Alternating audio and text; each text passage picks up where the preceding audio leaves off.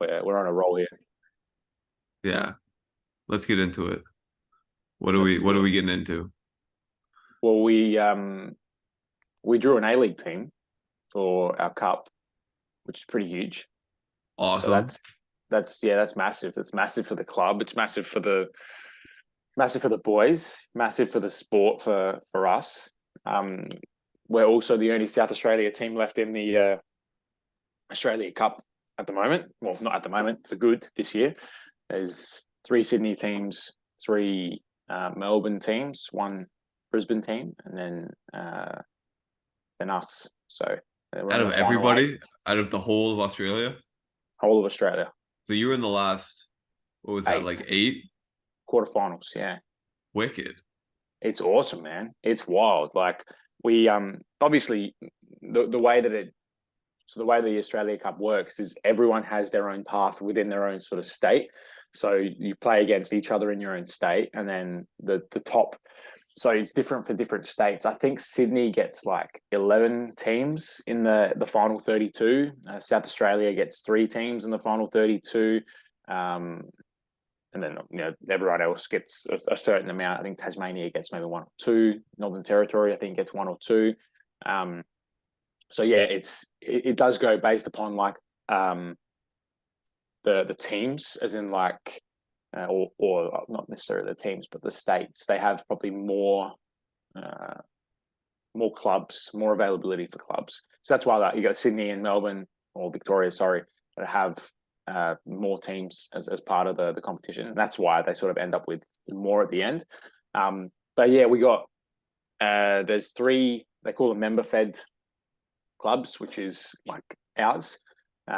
So you've got Melbourne Knights, Heidelberg, and then ourselves, Metro Stars, and then you've got five A League teams left. That makes the eight. So you've got Melbourne Knights and Heidelberg. They're playing against each other. They both play in the same league as well, which is a bit boring because like Yeah. they're Give him playing an A against League each other. team. Yeah. Yeah, yeah. But we've got Melbourne City, which is the Oh, A League team. Yeah, yeah. So the they're the city affiliate. Yep. Yeah, yeah, which is massive, man. Like it's huge. It's huge. And it's probably they're probably so they ended up making it to the finals last or the grand final. They lost in the grand final last year, but they've definitely got like some quality players and we're so excited. We're like everyone's pumped. And we genuinely believe, like we call it true belief, because we have a look at our coach is very, very much on like the looking at the data, looking at everything, passes per game, obviously possession stats, all the rest of the shots on target, the amount that we work, all that sort of stuff. And it's like, we genuinely believe that we can beat Melbourne City.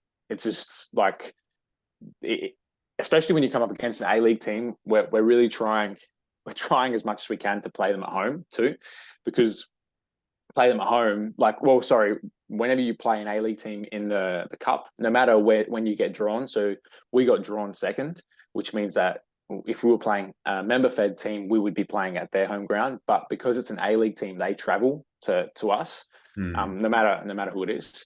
Unless it's an A League versus an A League team. So if it's an A League versus an A League team, the team that gets drawn out first will be the home team. Hmm. But yeah, we're trying as hard as we can to play them at Metro Stars. So that's like our home ground, because usually they would play them at like a bigger stadium on grass and all that kind of stuff. But Metro's got the artificial. We've got like the dingy change rooms, like, and all that sort of stuff. So it's just it. I'm not sure whether we'll get it at home. We might need to go and play somewhere else. But that's a big thing. Like playing there at home would be huge, huge. We get probably like three and a half, maybe 4,000 people to a game, which for us is huge considering we get like 500 or 600 max to a big game. You're gonna have to send me the link. I gotta watch Yeah, this. yeah, yeah, yeah. I will. There's three dates. I think it's either the of 13th of September or the 16th or 17th of September, which will either be like on tonight for you or tomorrow for you, or Tuesday for you. Not in the next 2 or 3 weeks. Yeah. 2 weeks. So it would be, yeah, it would be 2 weeks from tonight, Mhm. 2 weeks from tomorrow night, Mhm. or 2 weeks from 3 days ago. Yeah, yeah. Put it in your diary, man. Everyone listening, put it in your diary. Up the stars. Well, I might even send you over a Yeah. top, considering you like it so much. You should give me your address Oh, and I'll send yeah. That would it. go. That would strictly be on the wall. It would be on the Mandipples. wall. Yeah, because I wouldn't wear it, but I would put it That's on the great. wall because it would be super sick. Yeah. That's cool, So yeah, man.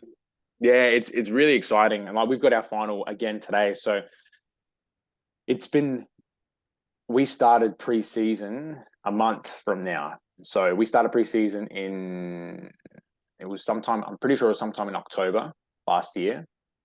So we've been going for almost 12 months, and you get to a point where like so we won the league, sick, or we won the cup before that, epic. We won the league, sick. Now we're in the final, so play the final series. And now it's like we've got all these games still to go. And you get into that pointy end of the season and throughout the whole season, because of the loads and also the teams we're playing against, the last three games we played against butchers like that haven't wanted to really play football. And not that I am against referees because you need them to play a game, but it's been atrocious. Some of the decisions that have happened, where we had a player who got literally clotheslined, fell over, and his finger fell out of it. It's like he dislocated his finger, popped across his other Hmm. finger.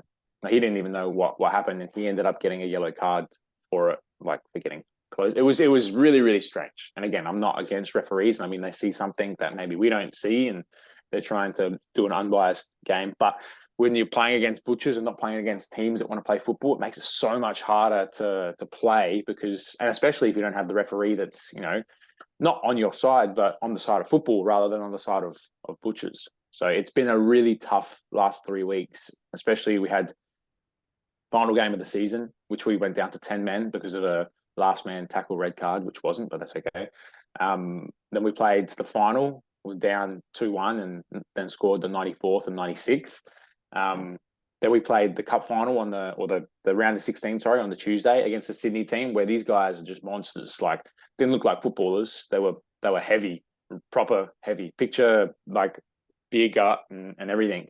Like, Hmm. but they were just big and strong. And again, it was a bit of a butcher game. And now we go in again against the same team that we beat 3-2 for the second leg of the semi-final in our division, in our league. So it's a pretty like hectic end of the season because it's non-stop. Like, it's just game, then another game, then another game midweek, and then another game, and then another game midweek. And it's just like game, game, game, game, game. So it's been really challenging just looking from my perspective. I mean, as a player, it'd be even more challenging, but just managing and monitoring everything because you've got all these moving parts of like, I go to train because I can't be underloaded. I can't do nothing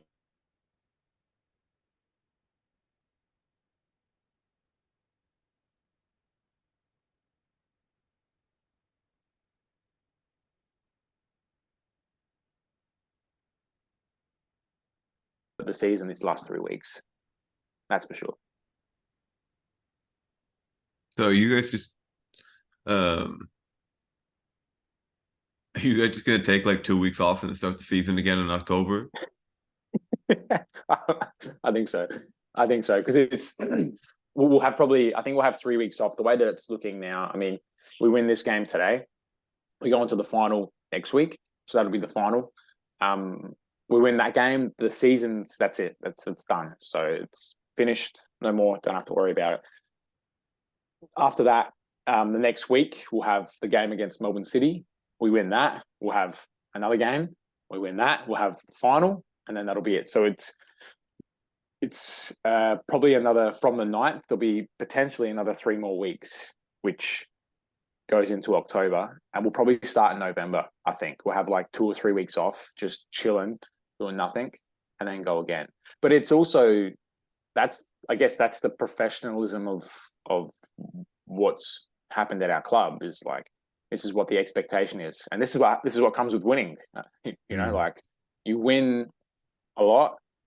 And there'll be some players that will be like, "Nah, this is too much for me. I don't want to do this anymore." And then there'll be some that'll be like, "Yeah, this is sick. This is awesome." But this is the winning culture. I guess that's the way it is. Yeah, it's a lot of games. Mm. I mean, I guess when it is like a World Cup or a Euros or a Copa America or something, like the pros have a similar sort of timeline.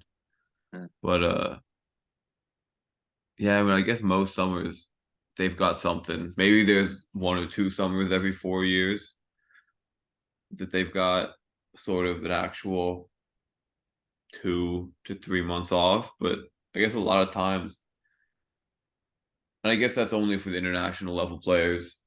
Below Mm. that, I guess most players below that will have 2 or 3 months off. But I mean, it's a lot of games. Mm. Mm. It's a very, as a semi-pro, looking at it, I had one of the boys they come and see me once a week just to help them tick over, and he needs to put on a bit of size, but it's very, very hard or he's finding it very, very challenging to do that, especially this time of the season, because it's like it's go time. You can't really afford to make a risky decision, because not that training is a risky decision, but it's probably more risky trying to put on size, trying to get bigger at this point of the season, because how fatigued and then the training is up another level again. So you kind of have to manage it. And he's like, "How long do you think we'll have off before next season?" I said, "Honestly, man, we'll probably have about 4 weeks." And he's like, "Far out. How am I supposed to put on size? When am I going to how am I going to be able to do this?" I'm like, "We'll figure it out. Don't stress. It's okay. It's all good. You'll be fine."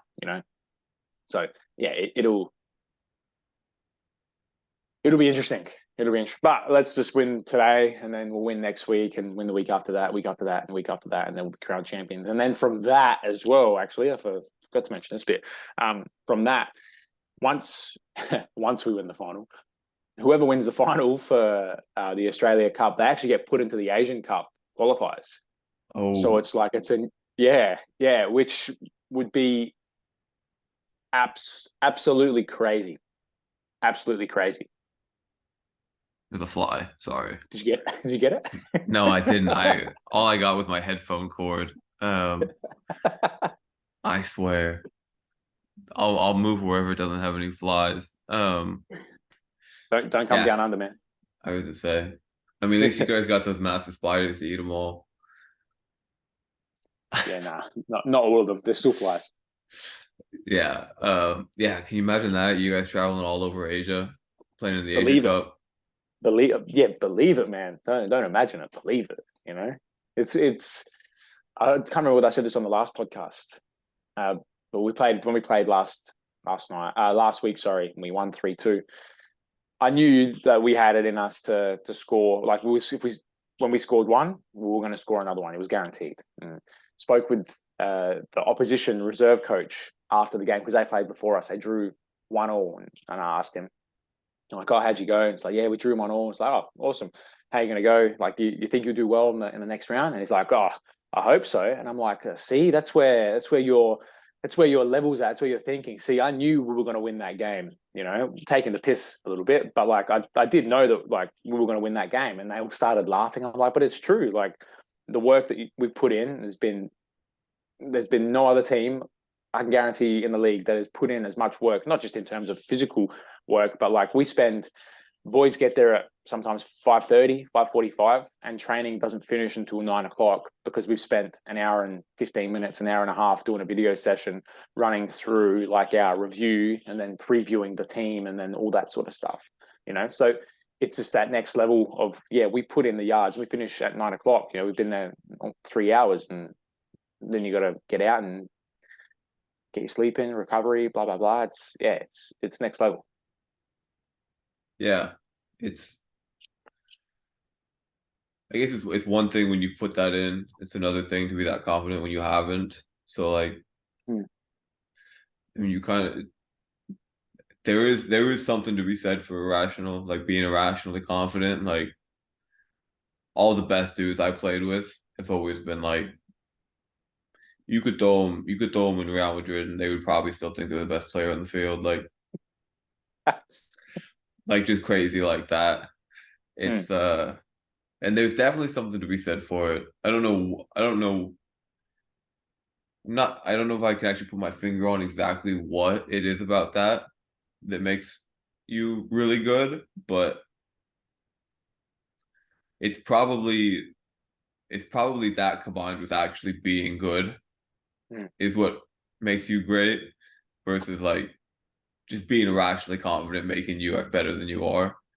mm. Um, there's probably something with that bringing out the best in you more often than not. Mm. That makes Well, sense. yeah, it does. Our coach, or the coach at the club, Danny, he got me to read this. Well, he didn't get me. He said, just check out this book. It'll give me a better understanding as to like what he's really trying to go for. And there was this part of the book that sticks out in my brain, and it's probably more so not just relevant for football, but relevant for a lot of things in life. Where it's like you want to do more, you want to do better actions more often. So and obviously more of it. So you've got like there's a period of, we'll just say, I don't know, 10 seconds. In those 10 seconds, a good player will do 3 to 5 actions in the 10 seconds. Or maybe we'll make it 30 seconds. They'll do 3 to 5 actions in the 10 seconds.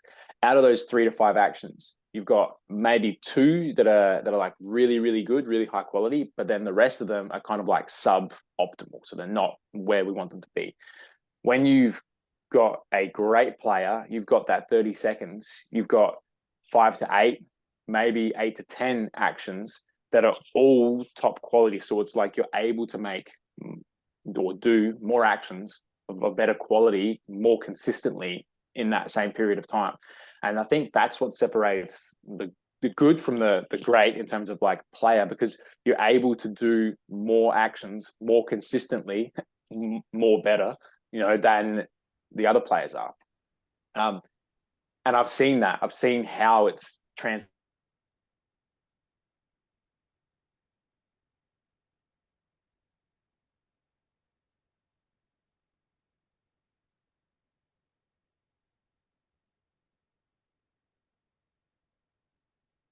but the but doing more actions more frequently of better quality will lead to better results, which it shows. Yeah. So how do you, I mean, I guess define actions. Like Mm-hmm. it's that fly just landed on my head. Get the hell out of here. Um, like when you say act, I mean like players don't have the ball for more than like 5 minutes a game. So there's obviously the decisions and the actions that you make with the ball during that Mm-hmm. 3 to 5 minutes a game. But what do you like clarify what you mean by actions? Okay, so you've got, like you just said there, if you have the ball, you've got the ball for max 5 to 7 minutes in a game. Mhm. Depending on where you're playing. I mean, obviously, positionally, you've got maybe depending on even how they're playing, maybe the centre backs are getting most of the ball, or maybe the midfielders are getting most of the ball. So we'll go with 5 to 7 minutes. But a lot of the actions is like, what are you doing off the ball as well to be able to create the space for the player on the ball, or the player who might be receiving that ball that you're creating the space for. So like, what actions are you doing? And even like when you have the ball, there's a multitude of actions that you can perform. You can take the player on, you can play inside, you can play the player running down the line, you can play backwards, you can switch the ball. Like there's so many things that you can do. So it's like creating those actions or doing those actions with the ball obviously it differs to off the ball, but obviously when you have the ball, you're in control of the game. So Mhm. your choice is like what you're going to be doing with that ball. It it then goes to like, what is our identity as a team to the action that you're going to make. If we're a ball playing team, which we are, you're going to do whatever it takes to play the most 100% clinical pass that you can. If you can go forward, you go forward. If you can't, okay, we'll recycle and we'll start again. But it's all about maintaining that possession and keeping the ball, because we want the opposition to do the work. If you're playing in a team that doesn't value possession, values attacking, values player flair, I guess, above the team collective, then you're going to want to try and take on that player and go 1v1 and all that. And it's not to say that we don't do that, because we've got players on the wing that turn players inside out, like all game. You know, like there's some players, a couple of boys, one of them comes in and does some stuff with me. You can just see it happening. Like you see him get the ball and he's got his back to the defender, and the defender knows what he's going to do, but he just can't stop him. Like he just rolls him, waits for the other winger to come in to close down. And it's just like, it's poultry in motion. And you just know what it's going to be, but he just rolls and goes. So we do, as a team, allow that flair to happen. But the actions are what a lot of the times what you're doing off the ball. Are you creating the space for the player on the ball to be able to either hit you or get that player in behind? Also, when we don't have the ball, we've got a 4-second rule. So it's like, can we win that ball back in 4 seconds? Can we act as quick as we can to get that ball back so that we can put them back under pressure? And most times that we lose that ball, it's instant. It's instant. It's like, bang, we got it. Even from another defensive perspective, like our wingers do not just jog back. Like they don't just sit on the touchline and wait for the ball. Like they are some of the hardest working wingers that I have ever seen before in my life. We've got one young kid who, I mean, it doesn't, the numbers mean nothing if you're not doing anything with it, but he's running anywhere between 13 and 14 Ks a game as a winger, doing over 12 to 1500 high speed meters, like, which is a lot. It's a lot of work that he's doing. And so then when he's on the ball, he's doing just as much in terms of the good actions that he's doing for the team with the ball. So that's what we classify as like a kind of a good or a great consistent action, because it's not necessarily always when you've got the ball. Can't be, because like you said, you've got the ball for 5 minutes a game.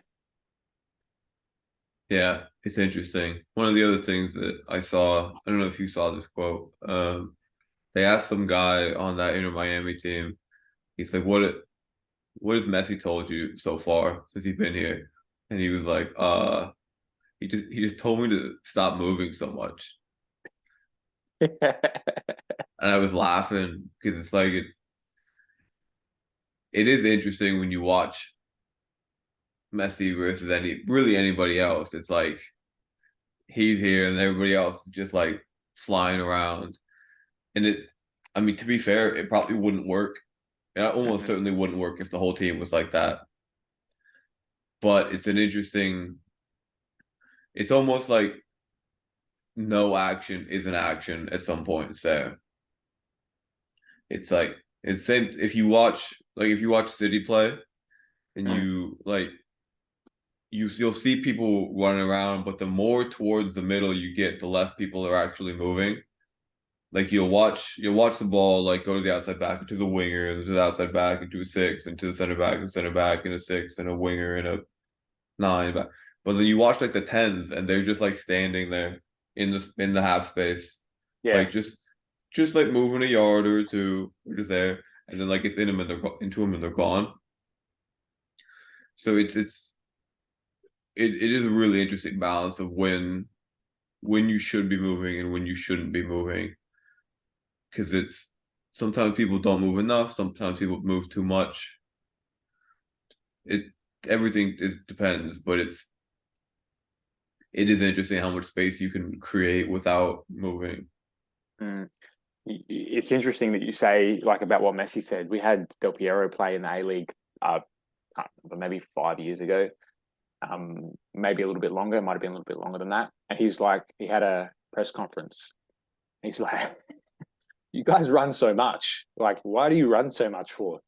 Let's play football." I mean, there's a certain amount that you need to do to run when you have the ball. Like there's a quota, I guess, like a magical quota that you kind of got to hit when you have the ball.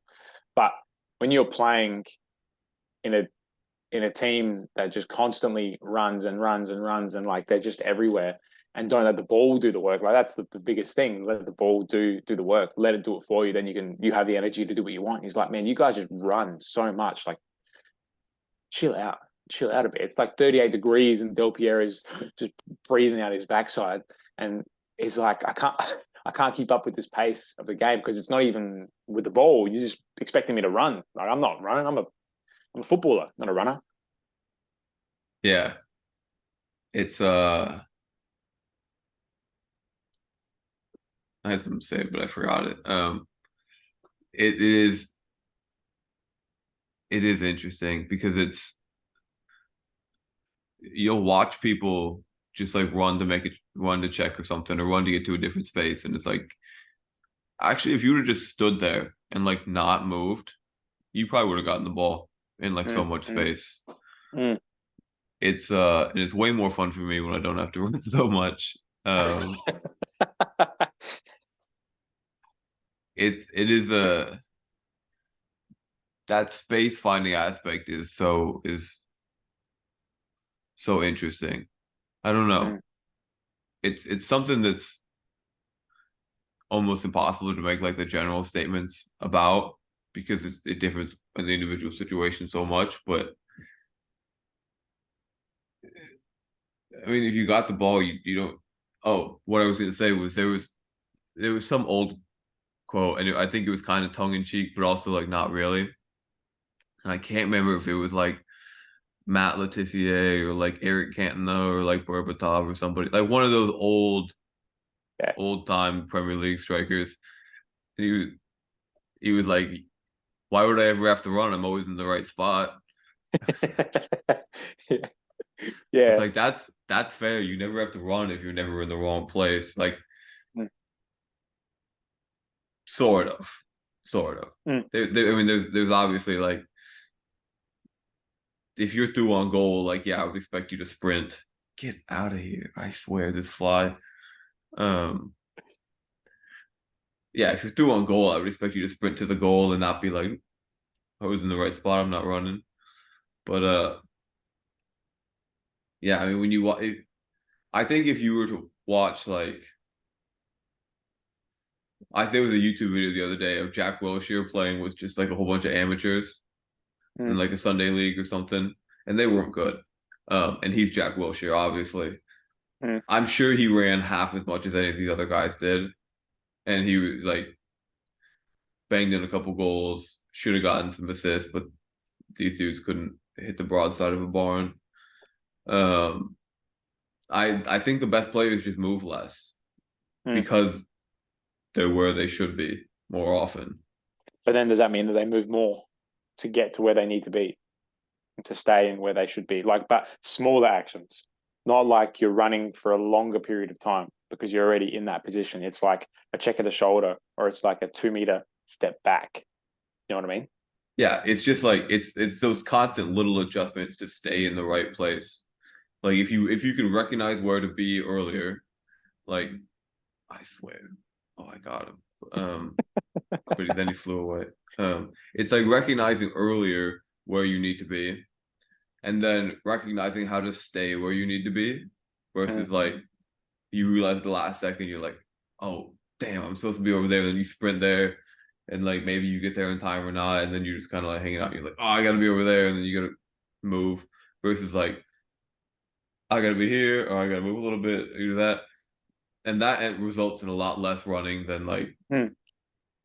I mean, it's also in the same vein of like you don't move as much if you just don't lose possession. Like I'm sure you've played possession drills, like 6v6 in a box or something. And if you're just getting like zipped around with the ball and you're defending, you're like, Jesus, man, I'm gonna throw up. Like you're just Yeah. like when you're chasing shadows like that, versus if you have the ball, you don't even have to move really. Mm. Yeah. You It's the got to same just way. take a step either Yeah. in or back, or just to create another angle. Like that's the other thing I was going to say too. You could almost use deception as a way, especially if you're playing as maybe a winger or you're playing as a central midfielder. Like you pretend you're taking a step forward and the defender's going with you, but then you step back and then you can pick up that ball and you can deliver out the other side, like deceiving the opposition. Or you can pretend to come back and then make that move forward. So it's like it's those quick, short, sharp movements, or it's just not moving at all and just being, like you said, in that right position. Definitely. Yeah. And letting if obviously not moving to get the ball requires your team to keep the ball and move it around you. Yeah. So if nobody moves, like then there's probably an issue. Mm-hmm. Um, but like if the ball is moving around, almost every defender will get caught ball watching if the ball is moving around for a while, and eventually somebody's going to leave the space that you're in, or somebody's going to leave out. Somebody's going to leave some space that's close to you or that you're in, and then you can just like walk over there and find it or whatever. But yeah, it's an interesting idea. I guess bringing it back, we talked about it a couple of weeks ago with kind of Tony Villani and game speed and change of direction things. If you're a winger and it works sort of with midfield and forwards, you can almost like run a route on a defender to try and find space and sort of in the midfield. But like if you threaten over the top and like you just start sprinting and you get that defender to sprint with you, like you could stop whatever you want, or you can change direction to move wherever you want, and they're dead in the water. Like as soon as you get somebody sprinting with you, it's toast. Like they're never gonna be able to change directions fast enough. And then you get the yard and you can receive it. Timing with that is hard. It's not as easy because they're not pre-rehearsed like an NFL route is, but it's that idea, and it works with the ball, it works with different spaces. But when I heard, so there's a guy, he was a wide receiver, his name was Anquan Bolden, and he's like caught some of the most passes of all time in the NFL. And he said something along the lines of, nobody ever wants to be running on a football field. He's talking about American football, but same goes with other football. Yeah. Just because like you can't, not because like people don't enjoy running. People don't enjoy running, but in a sense that like it's once you get over the speed that you can change directions at in an instant, you're just never going to be able to do anything as a defender.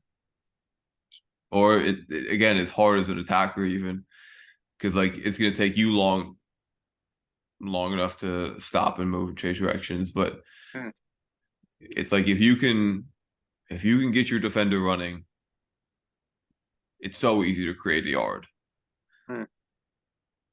Especially especially if you don't let them know you're changing direction. There's ways that you could change direction. So like last thing, when you watch Robin would always cut in on the left and nobody could ever stop him. Part of the reason is, the whole reason is that nobody ever knew when he was going to do it. So he would always threaten down the line and get somebody moving quickly down the line. And then just whenever he wanted to, he's in, and you would never be able to get in a position where you could stay with him if he just sprinted straight forward, but also be in a position where you could change directions and flip your hips back fast enough. So that's just the way it is. Like wingers should be able to understand that and should be able to do that and be able to get inside pretty much whenever they want. Yeah. I agree. I agree big time. I think it's something hard to see in the moment too, because you've got like again, if you're playing against those players, you can obviously be better because I don't think you can actually teach that. Like as a defender, I'm saying, obviously you can, but you need to. It's dependent on the player you're playing against. Obviously, if you're getting too close to one player, they're going to skip past you because they'll be faster than you. They'll have the rub of the green. You're running backwards, they're running forwards. Same goes if you're running with the player. Like it depends on the body position of what you do as to how to match where they're going as best you can, but it's never going to be identical. Let's take a quick detour. This is something that I wanted to ask for a while. Since last week, and I just remembered it now. Your thoughts on, obviously, so we've got preseason coming up. Strength, I think, is paramount. Getting into the gym, you want to try and become stronger, put on a little bit of size as well, even if we've only got 4 weeks. But running, what would you dose running-wise for players in the off-season? Because I still think that it's important to hit that top-end speed, like I'm sure you think it is as well. What would you dose? How much of it would you do per week? Would it be 1, 2, 3 times a week? What would you do because the best way to get faster at sprinting is to sprint, correct? Yeah. Yeah. I think if you're not doing any, if you're not getting on the field at all, like 2 times a week is fine. Um, Generally it's like I think your hamstrings start to lose the adaptation to sprinting after somewhere like 5 or 6 days. Mhm. So like 3 times every 2 weeks might be okay. Um, but generally it's like 2 times a week and you're safe. It's kind of like protein in the way that like if you get zero point 0.8 grams per pound of body weight or zero point 0.9, you're probably fine, but you might as well just get one to be sure that you're okay. Um, so I think 2 times a week if you're not playing is a good amount. Mhm. Um, and like you don't need a lot of sprints and you don't need to do it for far. So like 40, 40 meters, Yards. Oh, yeah, meters. Yeah. 40 to 60 meters, like that's plenty in reality. Like you don't even even if you do like 3-step acceleration starts, you're getting a pretty significant thing there. And so some people like to do 10-meter flies, like you're only timing that 10 meters. But like, yeah, I mean, I think once or twice a week, and then you're chilling, and like, it's not you're not doing 12 200-meter sprints. Like, it's like 4 to 6 40 to 60-meter sprints with like long rest times, and then you got to get warm for that too. So that's when it's cool to add in some more technique kind of things. Like I was at the track today doing my sprints actually, but I forgot my memory card for the camera, so no film came of it. Um, but I like my warm ups there to be like breaking down the actual sprint process and like drilling different things, and it gets you moving. And granted, it's hot outside here still, so it's just moving like that and gradually ramping up the intensity exercises will help not only to run faster, but it can help with other different tissue tolerance things and technique and everything. So yeah, I mean once or twice a week generally. Mhm. And Mhm. I think one thing that is really helpful, and it's hard because like I don't have timing gates and I don't think you have timing gates. If you could time it and like give people that quick feedback is so valuable just to be able to like if you're timing 10 flies or like 40-meter sprints, if you're like 498 and then the next one you can give them the instant like that was 479 and they're like, oh, what felt different there to cut off 2/10 of a second. Granted, that's a lot of time, but um and it's kind of like that flow. So like the flow state, you have to have instant feedback to get into a flow state. That's the instant feedback that you can give people. It's not like sprints aren't worth doing if you don't have that, Mhm. but if you can do that, it's really valuable. And there's different ways you can do it on the phone. Like there's an app called My Sprint that I use that you just like take a video of the sprint and then you like line up the line of when you started and when you cross the finish line, it'll give you the time. Um, and it'll keep track of them for you, but that just takes a little bit longer. Mhm. Mhm. So there's that was a long-winded answer to how many times a week should you sprint. That's it. It's a good bit of info. Good bit of info. What do you reckon? Leave it there for the day, the I evening. think so. I think so. The other thing that I'll leave it with the sprints that I think is valuable is that when you're doing sprint training, generally you want to severely undertrain people. Mhm. Like You're talking in terms of sprints or in terms of other days on that day or other days? uh mainly in terms of the sprints, you want to well, I guess in everything. You want to come into a sprint day as fresh as possible and you want to undertrain probably on that sprint day. So that's the Tony Holler, Chris Korfist feed the cats model. Like I think they call it feed the cats because cats sleep for like 18 hours a day and then sprint like hell for like 12 minutes and just walk around for the rest. So they're big on like the whole workout is like a warm up and a couple like accessory like jump, bound, skip kind of things, and then like 4 sprints, and then they go home. And like that's the whole thing. And then they're off for like 2 days. So Mhm. not that I'm telling you to be extreme like that, but there there is a huge value, I think, in under training and like hitting a couple sprints really, really hard. So you gotta be a little careful about overstriding and stuff with hamstrings, Mhm. but yeah. Was I guess. that like helpful at all? Yeah, definitely, definitely. I guess it's the tolerance as well that your tissue can handle. Like, you doing too much is going to push the tolerance of that tissue. That's what it sounds like to me. So it's better to do less than to do more, because more doesn't necessarily mean better. So do less good, and it's like the complete opposite of what we're talking about with football. Yeah. You want to do less actions, but better of the less actions, and do more actions that are like better, because you will fatigue yourself and potentially hurt yourself. Let's see, there. There you How can go. everyone find you, Maddie? Yeah. Score Performance, Instagram. It'll be down below.